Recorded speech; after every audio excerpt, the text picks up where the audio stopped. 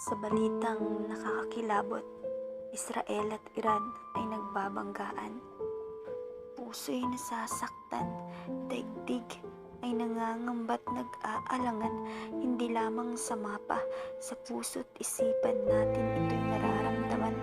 Digmaang walang awa, sakit na unti-unting lumalaganap sa sanlibutan. Jerusalem, banal na lungsod, nasusunog na parang bahay, puno ng takot at luha, sa gitna ng digmaang walang humpay. Mula Gaza hanggang Tehran, apoy ng galit ang sumisiklab, pagkawasak at kamatayan, walang awa, walang pakundangan. Inosenteng mga buhay, parang mga dahon na dinadala ng hangin, pamilya at mga kaibigan, nagdadalamhati, puso'y puno ng sakit, pag-asa'y parang kandila na malapit ng mamatay. Sa gitna ng kadiliman, isang maliit na liwanag ang nag-iisa. May mga nagsasabi, ang huling yugto na raw ng panahon, parang katulan na malapit na, puno ng takot at pag-aalinlangan.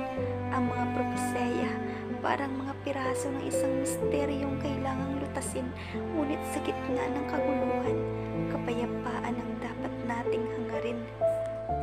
Kaya't manalangin tayo, isang pagsusumamo sa Diyos para sa kapayapaan, para sa pag-asa at pag-ibig. Tigilan na ang karahasan, aalagaan ang sugat ng daigdig para sa isang mundo, tahanan ng kapayapaan at pag-ibig. Pag-ibig ang ating sandata, pagkakaisa ang ating kalasag, laban sa takot at galit, isang bagong mundo ang ating itatayo.